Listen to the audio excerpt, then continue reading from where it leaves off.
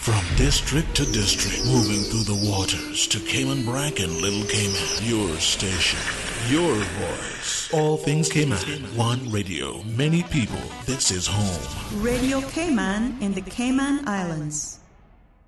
Money Sense is brought to you with the support of One Trade X. One Trade X, the Cayman Islands' #1 choice for online brokerage.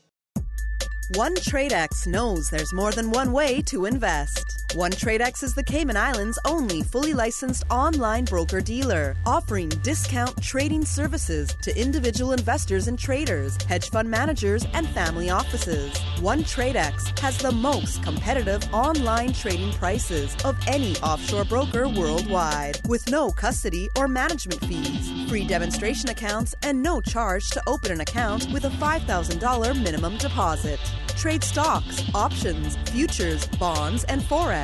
Learn more and open your free demo account today at OneTradeX.com. One Trade X, the Cayman Islands' #1 choice for online brokerage. One Trade X is licensed to conduct securities investment business by the Cayman Islands Monetary Authority.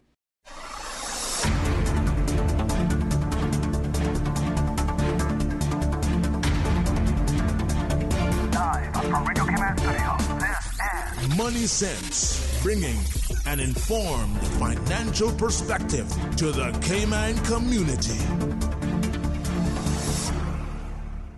A very good morning and warm welcome to Money Sense.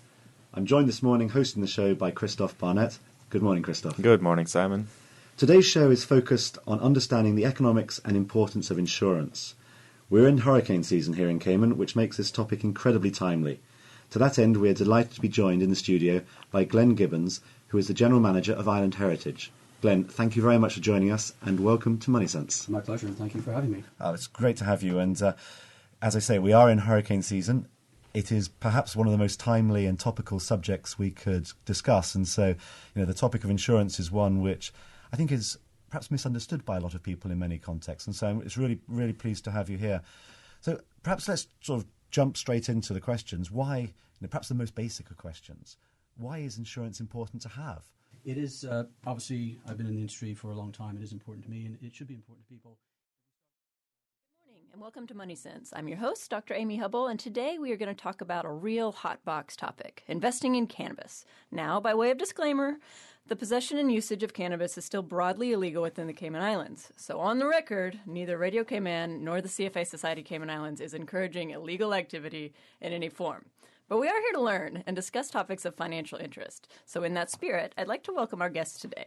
Douglas Gordon, founder and CEO of Canex, and Balram Baswani, CEO of Kaya Group out of Jamaica. Welcome, guys.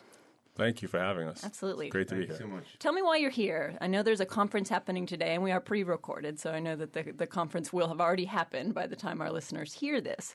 But just tell me a little bit about the conference, what you guys are doing, how you're promoting this level of investment in the Caribbean, and anything else that you want us to know. So the idea behind the investment summits, that's what we call them, that we've held now in Barbados, Trinidad, and the Cayman Islands, is really to sensitize and educate the business community, the investment community, lawyers, bankers, people who are contemplating getting involved in the industry, and those who just want to have a better understanding. And the motive is to really sensitize them with a view toward opening up their appetites, if you will, to finding good investments in the industry. It's the fastest growing industry globally, and we feel that the Caribbean has a particular opportunity for both, general economic prosperity and really opportunities for the populations therein. And so we come around, we go to the Caribbean, and even though our big event is in Montego Bay, our goal here is really to come to the Cayman Islands, just like we did in Trinidad and Barbados, and open up this discussion so people really see the opportunities. Yeah, and you talked about the opportunities, and I think we were discussing this a little bit before the show started. So 3 years. Yeah, so we had the first legal sale in the English-speaking Caribbean on March 10th. It took 2 years, but it was a much more regulated industry. If you look back on Cayman in terms of how it's look and how it's set up right now, we have to cultivate, we have to process, we have to retail and distribute. Cayman part, we would have already taken care of 3 of those processes because we would have tracked the plant, we'd have done all the tests, and it would have come in as a final product. So in terms of monitoring and regulation, you're really monitoring the final part to the patient. So there's less regulatory work in terms of it. Because the most important thing is that you just don't want to see anything go to the black market or the grey market or any other market. You want to make sure it ends up in the patient's hands. So, we went to Barbados, and I think in 4 weeks you're going to see regulations coming out of Barbados that I think might be very similar to what Cayman is looking like. And then, we signed with St. Vincent and Grenadines. By the end of this month, they're going to be issuing licenses very similar to Jamaica. And then if you look at Trinidad, I think within 180 days, you're going to see regulation being formed for like a first draft. So you're starting to see movement within the Caribbean, just like how Cayman made their first move in 2016. It just now has to evolve. So would you say that Cayman is behind the rest of the Caribbean in some of those legislative movements? I think they're ahead and behind at some, because they were very ahead. And, I think it was your governor that, his wife had, cancer, and he really fought for it, and that was one of the major things to turn and allow oil and tinctures. That was a step 2 years ago, so I think that was at least a start in the right direction.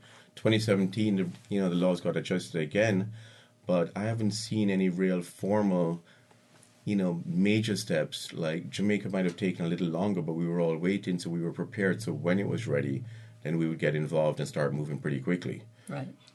And I think that's one of the reasons why we were motivated to have these sessions, because, while the movement to legalize is gathering speed globally, in many instances it's legislators who are also citizens, so they're subject to the same sort of historical stigmas that we're all exposed to. And so while they might be doing the right thing, quote unquote, are they really motivated? Are the decision and the understanding of what it can truly generate for the population, is that fully understood? Is the business community, is the medical community, are the people who are interested in agriculture and et cetera, et cetera, et cetera, does the financial sector understand the benefits that can be derived from the industry? Because then you'll have not just the legal framework, but you'll have the motivation from the business community to say, as we've seen in Jamaica. Jamaica has, and it's been doing a great job, but you still have instances where there's two pieces of regulation that are a little bit off. And so as a consequence, this sale can't go to this outlet because these two things don't align. Right. And you now, it's taking 2 years in some instances to try to push that through to get them aligned. But if the broader population and some of these different stakeholder groups had a full understanding, then I think you'd find, efficiencies enforced to get some of these little nuances tied up. Yeah. And while Jamaica is now gathering speed, what we'd love to see is the Caribbean, instead of it being different pockets trying to do their own thing, is some degree of coming together, which we've not really done a great job of in the past, but doing it for the right reasons. So you can take from Jamaica's legislation and say, hey, this is applicable in our market, and then you can borrow from Barbados or Cayman, that's there, instead of starting from scratch with a whole new framework to put it in place. Yeah, absolutely. Efficient markets. Well, I believe that cannabis has certainly been a disruptor in the investment market and even in historical sentiment. I feel like in the last 2 years and kind of that same timeline that you've been looking at, I think kind of broad sentiment has softened on both people's understanding of its potential uses for healthcare, and it seems that they come out with a new use for it on healthcare every other day. We've got nausea for cancer patients. We've got sleep care. We've got pain relief, and that's before any time we talk about recreation. What else do we need to know, I guess, about really the potential benefits versus the potential hurts to society?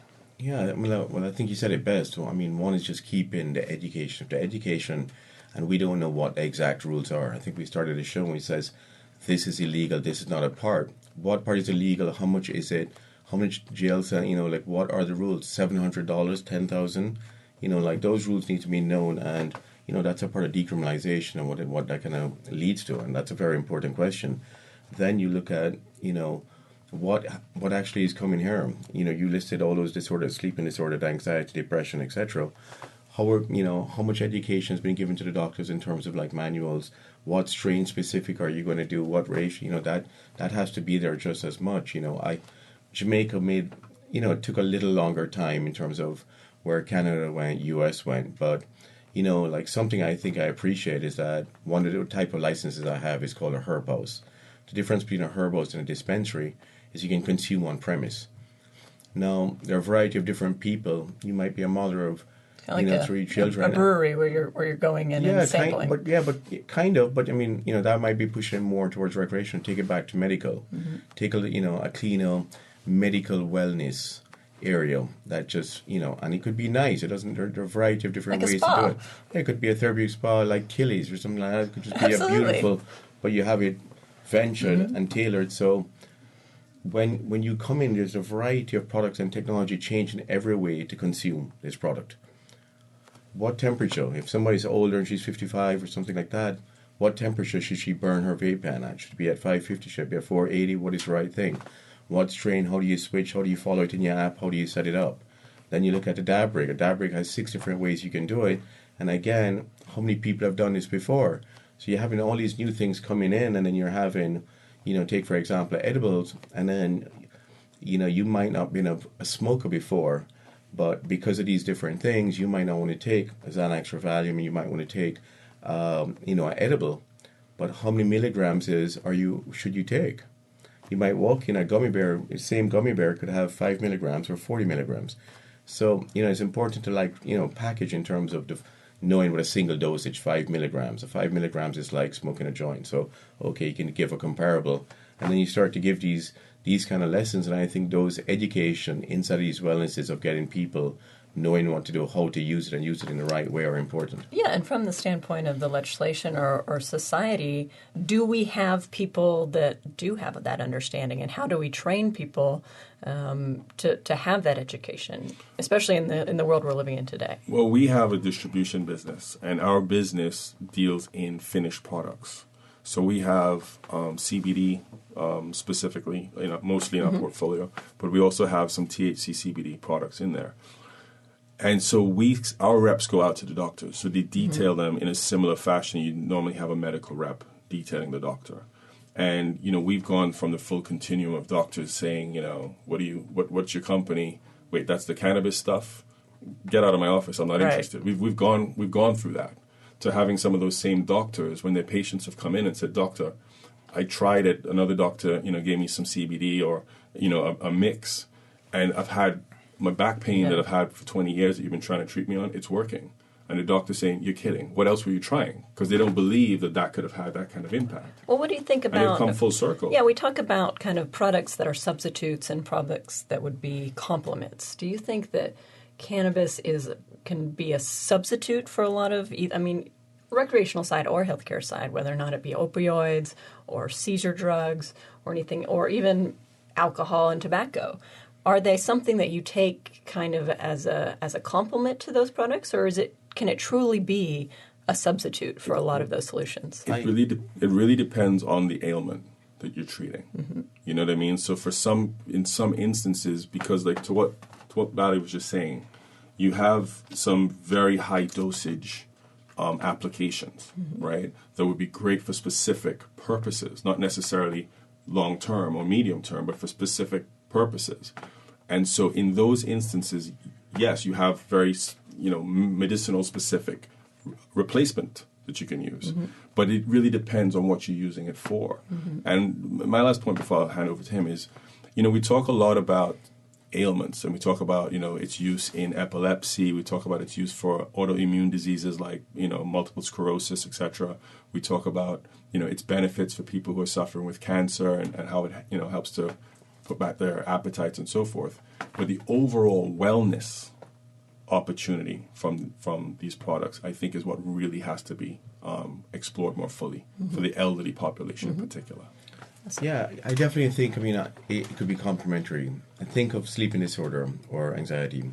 Somebody might go home and before they were drinking 2 to 4 glasses of red wine just to kind of de-wind after a day of work, Now you have... Can you see into my house? But you have, you go home, you have, 5 milligrams of an indica, you have 1 glass of wine, and you wake up the next morning feeling much better and not over it. Then, so I think, they'll work together. I think you'll see less of maybe drinking, but it's just 2 different industries, and that's why you see them coming together. Yeah, absolutely. Well, we do need to take a short break. It's been a great conversation. Stay with us. In 60 seconds, we'll continue our conversation on cannabis and investing. Thanks. One TradeX knows there's more than one way to invest. OneTradeX is the Cayman Islands' only fully licensed online broker-dealer, offering discount trading services to individual investors and traders, hedge fund managers, and family offices. OneTradeX has the most competitive online trading prices of any offshore broker worldwide, with no custody or management fees, free demonstration accounts, and no charge to open an account with a $5,000 minimum deposit. Trade stocks, options, futures, bonds, and Forex. Learn more and open your free demo account today at OneTradeX.com. OneTradeX, the Cayman Islands' #1 choice for online brokerage. OneTradeX is licensed to conduct securities investment business by the Cayman Islands Monetary Authority. This is Money Sense, bringing an informed financial perspective to the Cayman community. Brought to you by the CFA Society Cayman Islands and sponsored by OneTradeX. And now, more Money Sense. All right, welcome back to Money Sense. Before the break, we were talking about kind of cannabis uses and general expectations for what people, especially in the Caribbean, can expect going forward with the uses and reasons that legalization might be a point. But what I want to pivot to in the second half is really to talk more about investment in cannabis companies, in cannabis funds. Cayman has traditionally been a home to the kind of corners of the investment universe, the alternative universe, as you might say, especially in the hedge fund spaces. Is cannabis destined to be an alternative, or is it really going to be mainstream going forward? Well, I definitely think it's going to be mainstream. I mean, cannabis was the most used word in 2018. I mean, any dinner topic, it could have been about valuation, money, or just a suppressed topic. Right. And it's open now. The cat's out of the bag. How much further research can we do? How fast can we do it? And how much money is being made, especially the markets that are seeing it and leading track record. Who would have ever thought that Canada would have led the way? I would have never dreamt. If I had to pick a bet 10 years ago, I would have never thought Canada would be leading the way in terms of this. I was just reading a study this morning, and the market's going to grow to $146 billion by 2025. What's it at now? What, 50 billion-ish? 40 to 60, 40 to right 60. there. But not in terms of the valuations. If you look at valuations in the terms of the pedigree investing, Canopy was over at 20 billion valuation. You're looking at Tilray right behind them. You're looking at having these valuations go across the board. And you're seeing these same type of valuations going to start. We might not be as big as those, but you're looking at the Caribbean market, and we're seeing the same type of things for each type of licenses, how many licenses in each place, the value of each company, where do you have your locations. All these in terms of investing are going to be important things because there's a lot of auxiliary stuff around the business, not just the main business. Yeah, and valuation, I think, is a very high theme for us in the financial analyst space, in that these companies are actually very easy to value from our standpoint, whereas kind of these tech companies that have all these intangibles, those are very hard to value. In this situation, you've got a traditional agricultural product, you've got traditional inventory, and you've got, in every sense of the word, literal cash flows.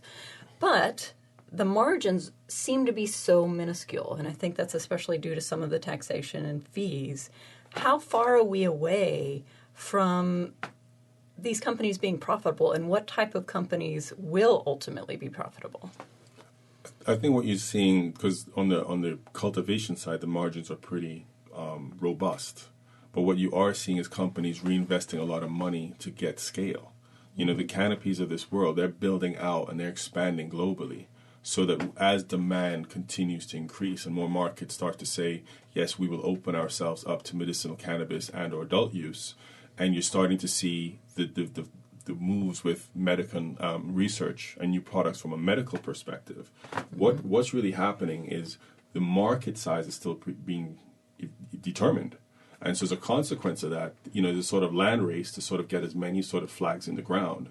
So as these markets come on track, and you can really use metrics that you can sort of put be a little bit more comfortable with, you're going to see really these companies start to shine in terms of either supporting these $20 billion valuations or going beyond that. And that's what's going to get exciting about this industry, because we're still finding uses in terms of research of what the different product opportunities look like from cannabis.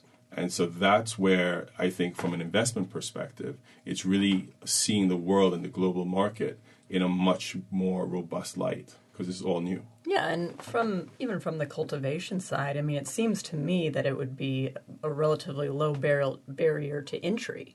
But you're kind of saying that it's kind of those big boys that are going to be the only ones that are going to be able to ultimately survive the margin compression. Would you agree? Yes and no. The top challenge in 2018 was actually compliance and the complexity of it, right? We all talk about the banking issues, but in fact, in the U.S., banking was ranked as the fifth challenge. Problem. Right? Fundraising is the ninth in the top 10. What's the first? Complexity of compliance. So what you're really seeing is it's not the growing is so complicated. It's the adhering to the rules and regulations that come along with this regulated industry. That's what's so challenging. I mean, Bali shared a couple stories on this journey that are mind-boggling in terms of just having the patience and capacity to stomach them, really. Yeah, I bet. Well, it's like risk reward, right? At what stage do you want to invest? Do you want to go in from the seed? Do you want to go in from... So, like, if I look at mine, I was a first mover, right? And I had a multiple of 33 times, right? I surpassed $1 million last year in revenues in the first dispensary and opened a second dispensary this year, right, in Jamaica. So we already have 2, and we're going on to 4 before the end of the year and 7 by the end of the next year. So then you look at it, that same multiple of the valuation, you come down, that's going to come down from 33 to 15. It starts to look like something you can compare against a coffee shop, model of Starbucks or anything else. So then it becomes relatable. Right now, but at the beginning it is high, and the multiples are high, but that's because of how fast we have to move. So how quickly am I going to get into Cayman? How quickly am I going to get into Barbados, Trinidad, St. Lucia, etc., and around the Caribbean? All help in terms of the valuation, especially because each market is different. So, those are the things that will help bring down.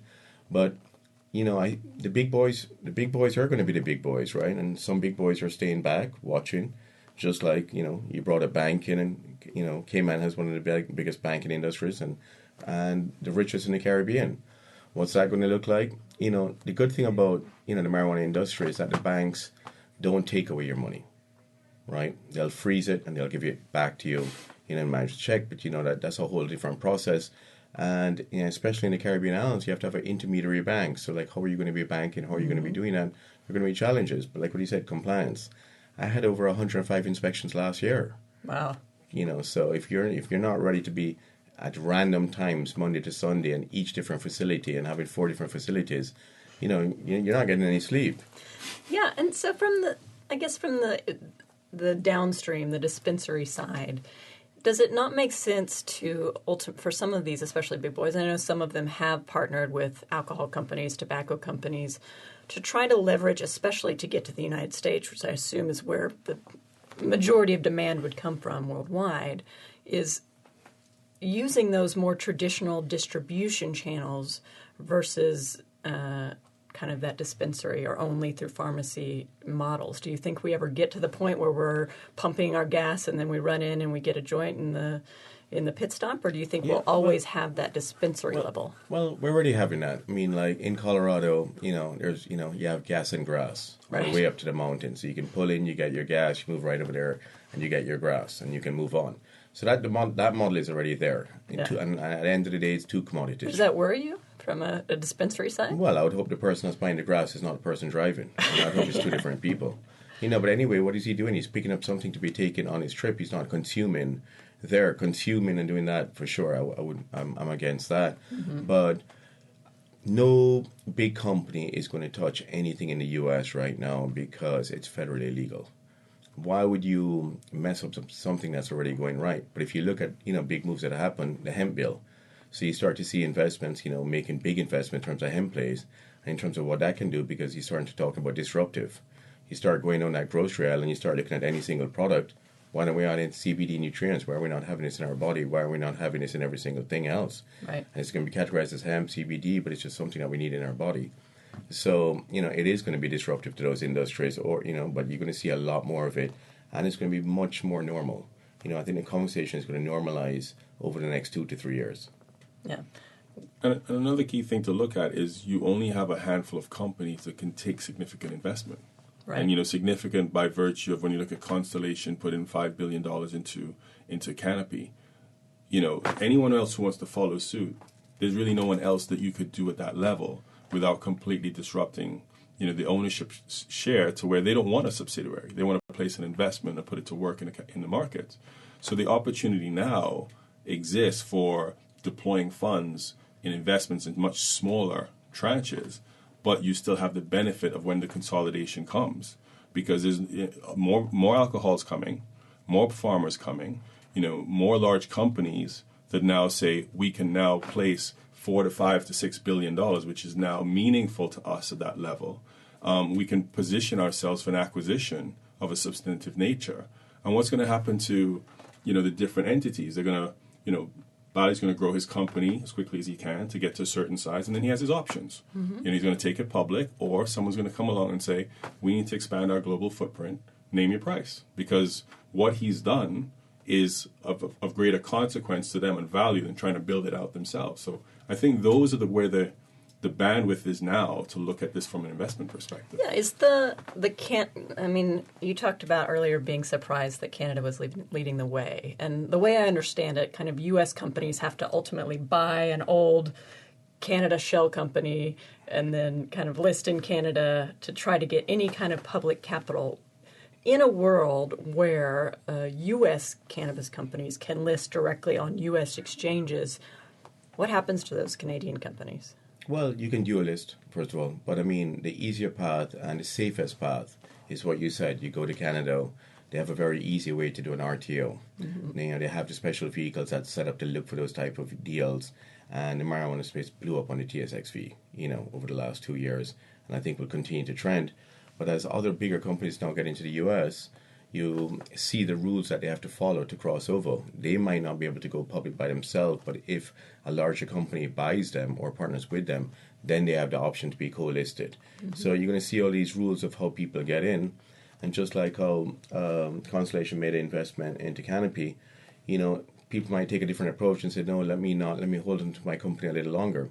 So Tilray and Budweiser said, look, let's look on what a beverage market looks like or what a beer looks like, but we're going to put $50 million US each R&D and let's see what products come out of it. So, what are these? You get that distribution network. Right, and then you get that, and then by the end of the day, they're going to still need to bring that formula to Jamaica or to the Cayman, and we're going to have to make it because it won't be able to leave the US to come here. It would have to come through somewhere that has a legal place from country to country to get here. So, the dots will all come back, and then, we'll see more alignment, in this space, but, at the time when it's just growing, everybody's just, continue to build, for us, it's like, how fast can we raise the cultivation? You have X amount of compliance in there.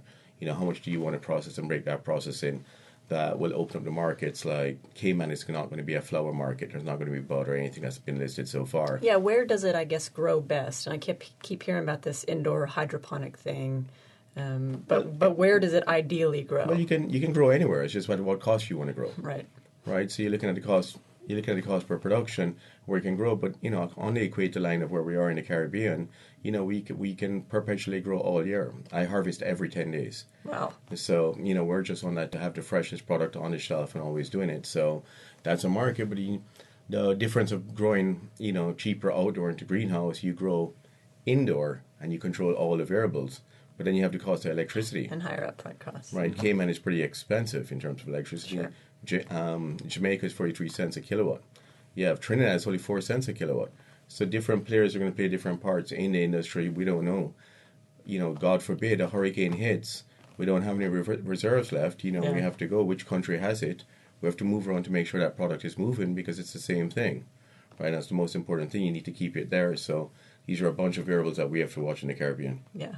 Well, we are almost out of time. I can't believe it. But very last question. People that are looking to invest in this market, where should they go? Should they go to these Canadian companies? Should they go private? What's the best way to do it right now? Well, from my perspective, and I think Bally should weigh in on this, is number one, it depends how much money you have to put in. What's your real available capital and your risk profile. Obviously the biggest upturn is going to be if you go private, and then that company evolves, but then it comes back to risk reward. But I not going into something, I think, would be the greatest error of all. Yeah, if I had to say the first thing, just do your research. It's a brand new industry. Continue to do it, follow it. Don't jump in, do the research. If you have the risk appetite, look for young startups that are going to evolve, that you see that are going to emerge fast, and which ones are going to lead the way, and then see if you can get in there. Yeah. Any research kind of resources you recommend? Well, I mean, now you can start going to Morgan Stanley, Goldman Sachs is covering the market, and the best thing you can do right now to make a safer bet is buy into one of the ETFs. You know how have ETFs taking all the different markets from packaging and putting all the different products together, so you have a more hedged bet against it, and it's a nice way to get in just to start watching everything. Also, Marijuana Business Daily have a fact book that they put out, and that's very comprehensive. Awesome. It's a great place to start. All right, you guys heard it. Guys, thanks so much for joining me on Money Sense. I know you had a busy schedule today with the conference, but we very much appreciate you taking the time to share your insights with our listeners. And as a final note, we wish to thank our sponsors, One TradeX and the CFA Society of the Cayman Islands, and remind our listeners that a rebroadcast of today's show can be heard as a podcast on the CFA Society Cayman Islands webpage, and encourage anyone who has a question or a topic they wish us to cover to please tweet us at @MoneySenseRadio and join the conversation. With that, thanks again, and please tune in again in 2 weeks' time. Money Sense is brought to you with the support of One TradeX. One TradeX, the Cayman Islands' #1 choice for online brokerage.